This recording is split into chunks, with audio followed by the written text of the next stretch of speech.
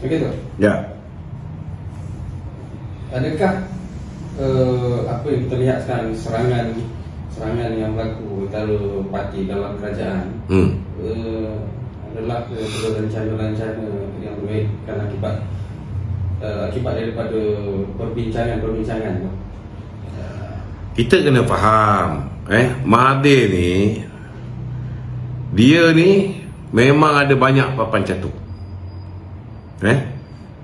Dengan Daim digerakkan untuk berjumpa dengan Hamzah, berjumpa dengan Azmin, berjumpa dengan Taqiyuddin, kan? Dalam masa yang sama juga, dia juga berhubung dengan orang dalam DAP. Dia juga berhubung dengan orang yang dia boleh bercakap dalam amanah. Jangan lupa ada setengah-setengah orang itu. Ada setengah-setengah kawan-kawan dalam amanah, mereka menghormati Mahathir dan lebih mengagumi cara pentadbiran Tun Dr. Mahathir berbanding dengan Datuk Seri Anwar Ibrahim. Ada. Kita tahu, kita bukan tak ada orang dalam tu, kita pun ada. Jadi ini antara papan catur Mahathir juga. Bidak-bidak Mahathir. Bagi saya, siapa juga hari ini yang bersekongkol dengan Tun Dr. Mahathir, kalau dia berada dalam amanah perlu kawan. Kalau dia berada dalam DAP perlu kawan. Amanah and DAP got to disassociate themselves from this kind of people. Sama juga dalam UMNO. Kalau ada lagi papan catur Mahathir, bidak-bidak apa dipanggil tu? Bidak catur Mahathir di dalam UMNO, kita kena sisihkan mereka ni. Dan Alhamdulillah UMNO dah buat pembersihan 2 kali. Satu, kita gugurkan puak-puak yang kita nampak pro Perikatan Nasional ni daripada bertanding pilihan raya. Satu proses pembersihan. Kedua, kita pecat dia orang sebelum pemilihan ada, selepas sebelum pilihan raya ada, selepas pilihan raya pun ada. Kita buat.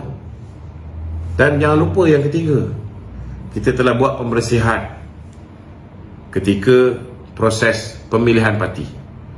Walaupun tak sepenuhnya, tetapi saya rasa lebih 90% telah berjaya kita bersihkan. Dan UMNO tidak berhenti di situ saja. Sekiranya ada lagi puak-puak yang masih lagi bersekongkol dengan orang yang nak menjatuhkan kerajaan Datuk Seri Anwar Ibrahim ini, kita akan mengambil tindakan yang tegas. Kita tidak akan membiarkan mana-mana pihak tak mengikut keputusan parti. Kalau parti dah buat keputusan di peringkat MKT, kita bersama dengan kerajaan Datuk Seri Anwar Ibrahim, maka itulah keputusan kita. Sehingga satu hari nanti Majlis Kerja Tertinggi UMNO mengambil keputusan untuk beralih arah kalau ianya berlaku. Baru kita boleh tolerate dengan pandangan-pandangan yang berbeza ni. Sebab kalau kita biarkan berterusan, anak-anak yang memakan rumah kita ni, lambat laun tiang seri kita ni semua jahanam dan rumah kita akan runtuh. Dan inilah yang dilakukan oleh puak-puak yang pro Mahathir, pro Muhyiddin, pro geng-geng dalam UMNO yang dulu bersama dengan Muhyiddin. Okey? Gitu. Khalid Samad jawab. Ya. Ini kita tak perlu sampai putus hubungan. Khalid jawab kena terima perbezaan pendapat. Baik, ini perbezaan pendapat apa?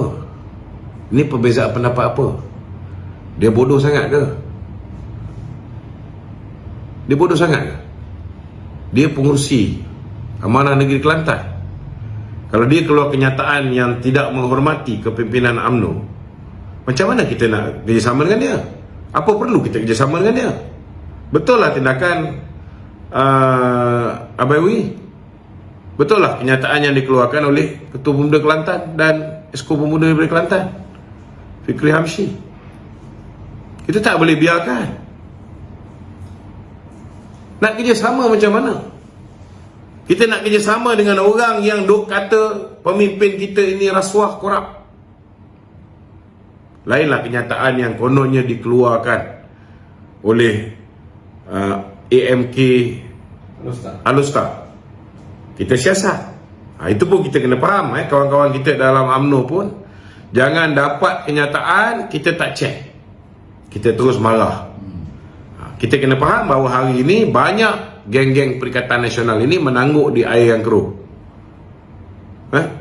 AMK Alustar tak ada pun keluar kenyataan begitu, tapi dia orang buat satu surat palsu seolah-olah macam AMK Alustar mengeluarkan kenyataan begitu. Tujuannya apa? Tujuan dia nak tengok pemimpin UMNO dah bergaduh dengan Amanah, sekarang bergaduh dengan PKR pula. Kita jangan termakan pancingan mereka. Itu kena hati-hati. Itu kena hati-hati. Itu sebabnya saya nak beritahu, kalau ada pemimpin akar umbi UMNO marah dengan manusia macam Khalid Samad, dengan manusia macam luzgan macam Hassan Karim, macam Ramasamy, macam Lim Kit Siang, nak bedil lah individu-individu ini. Jangan bedil parti. Amanah tak bersalah. Amanah tak bersalah. Tetapi bila Amanah mendiamkan pengarah komunikasi dia mengeluarkan kenyataan sedemikian rupa, itu bermakna itu pendirian Amanah yang diminta oleh Amanah untuk disampaikan oleh pengarah komunikasi. This is very bad. We are not stupid. We understand it well. This is very bad. So please correct it and do it fast. Kita nak dekat pilihan raya ni. Kita nak dekat pilihan raya. Hati-hatilah. Dalam masa yang sama juga saya nak minta kawan-kawan kita dalam UMNO sendiri, kita baru lepas proses pemilihan. Ramai orang kecewa dengan pemilihan. Ramai orang buat bantahan. Ada bantahan tu betul, ada bantahan tu tak betul. Ada laporan disiplin tu betul, ada laporan disiplin tu tak betul. Ada laporan diambil tindakan, ada laporan tak diambil tindakan.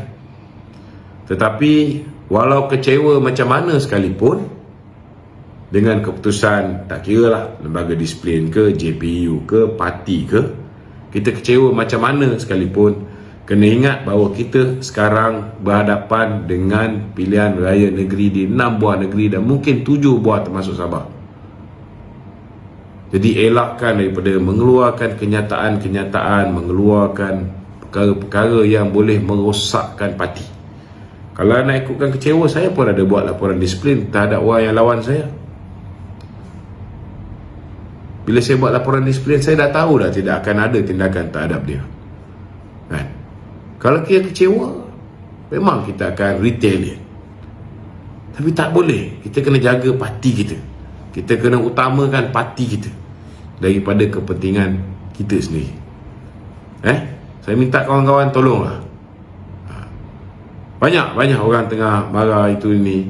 Tetapi kalau kamu marah tentang apa yang berlaku dalam pemilihan, kalau kamu marah kerana, ni lebih lagi ada setengah orang ni marah sebab Dato' Seri Najib tidak dapat pengampunan. Saya nak beritahu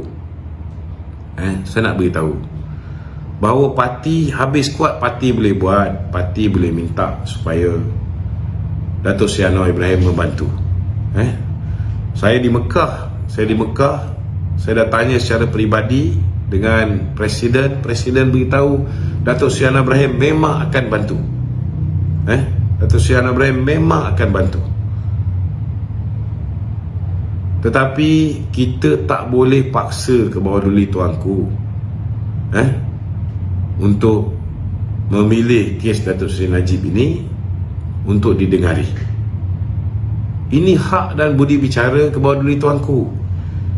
Bukan Dato' Seri Najib seorang yang memohon petition mahkamah ni, petition pengampunan. Ramai yang mohon. Bila senarai itu diberikan kepada ke bawah duli tuanku, ianya sole right ataupun sole prerogatif ke bawah duli tuanku untuk pilih kes mana yang dia nak dengar dulu. Tuanku mungkin ada alasan dia kenapa dia tidak mahu dengar kes Dato' Seri Najib sekarang.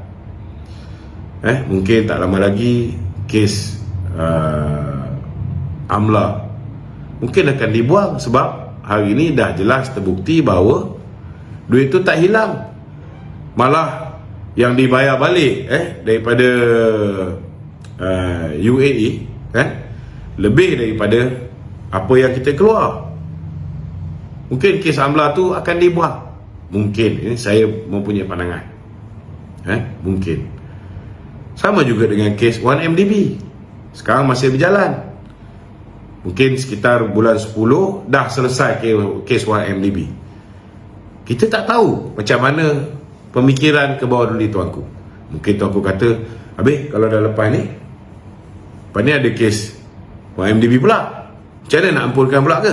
So mungkin tuanku menunggu sampai semua dah settle, satu kali dia bagi pengampunan. Hak orang yang dituduh dan dijatuhkan hukuman ialah memohon petition pengampunan diraja. Tetapi jangan masuk urusan ke bawah duli tuanku. Macam yang Salahuddin cakap tu betul lah. Kita kena menghormati hak ke bawah duli tuanku. Cuma tak sepatutnya pengarah komunikasi amanah dia pula merayu supaya tuanku tidak mempertimbangkan. Sedangkan timbalan presiden dia faham bahawa itu hak ke bawah duli tuanku. UMNO tak pernah pun pertikaikan hak tuanku. Kita pun tahu. Kita pun tahu itu hak tuanku. Tuanku ada budi bicara dia. Bila dia nak bagi pengampunan, dia nak bagi ke, dia tak nak bagi ke, dia nak bagi kurang pengampunan ke, dia nak bagi house arrest pun boleh. Kalau besok lusa dia buat keputusan, dia bangun pagi, dia kata dia nak bagi pengampunan kepada Datuk Seri Najib dalam bentuk house arrest, boleh. Tapi jangan kita keluar kenyataan-kenyataan seolah-olah kita tidak menghormati kuasa tuanku. Kena ingat, tuanku pun manusia. Akhirat nanti pun dia kena menghadap Allah Ta'ala. Betul tak? Dia kena menghadap Allah Ta'ala juga. Kalau hari ini dia pun mengikuti kes mahkamah, dia pun tengok juga perjalanan kes, dia pun nak, dia tahu Dato' Najib mohon nak dapatkan Jonathan Lindsay Queen's Counsel untuk menjadi peguam dia, tak dapat, tak diberi. Padahal ada dulu presiden, ada presiden dan juga Datuk Haris Saleh pernah pakai Queen Counsel, Tommy Thomas pun pernah pakai King Counsel. Boleh, tak ada masalah. Peguam majlis peguam kata pakailah peguam tempatan, tak apa, Datuk Najib pun pakai peguam tempatan. Ambil Zaid Ibrahim syarikat dia, kemudian tak dia beri masa. Takkan tuanku tak tahu? Tuanku tahu. Tuanku pun tahu juga ada bukti-bukti, bukti baru menunjukkan Hakim Nazlan terlibat, ada konflik kepentingan, ada laporan daripada SPRM. Tuanku boleh panggil bila-bila masa Ketua Pesuruhjaya SPRM tu. Tuanku tahu.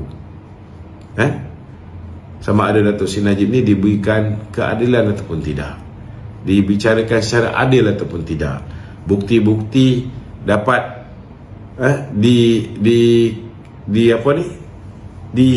dikeluarkan di mahkamah ataupun tidak. Tuanku tahu bukti-bukti baru tu tak dapat dikeluarkan di Mahkamah Rayuan, tak dapat dikeluarkan di Mahkamah Persekutuan.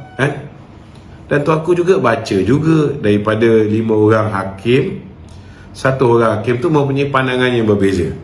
Tidak bermakna tuanku kena ikut pandangan berbeza ni dan menafikan semua pandangan hakim yang lain. Tidak. Tak ada sebab. Pengampunan diraja ni hak tuanku, atas dia, atas baginda. Macam mana cara dia menilai, itu hak dia. Dia tak perlu dengar siapa pun. Tapi saya yakin tuanku sebagai seorang yang berpelajaran, berbijaksana, yang sentiasa hands on, dia sentiasa tahu apa yang berlaku, dia monitor closely everything, sudah pasti sudah pasti dia pun boleh menilai sama ada Datuk Seri Najib ni dapat keadilan ataupun tidak, sama ada Datuk Seri Najib ni wajar diberikan pengampunan ataupun tidak. Jadi UMNO kita takkan desak tuanku. Kita boleh merayu sekali, kita dah merayu, kita pun faham bahasa. Kalau lagi sekali kita nak buat merayu lagi sekali, kita nak berhimpun mendesak, itu dah nama mendesak. Itu akan menyebabkan tuanku cakap ini orang UMNO ni tak faham bahasa ke apa. Betul tak? Setakat ni tak ada. Kita tahu itu hak, 100% hak tuanku. Tuanku tidak terikat untuk mendengar nasihat lembaga penasihat. Kalau Datuk Seri Anwar Ibrahim mencadangkan supaya Datuk Seri Najib diberikan pengampunan pun, Peguam Negara pun cadangkan Datuk Seri Najib diberi pengampunan. 3 orang yang dilantik oleh tuanku sebagai ahli lembaga pengampunan, semua 5-5 minta supaya Datuk Seri Najib diberikan pengampunan. Tapi kalau tuanku rasa dia tidak boleh nak bagi dulu, nak dengar pun tak boleh dulu, kita tak boleh kata apa. Ini kita kena faham pemisahan kuasa di antara eksekutif,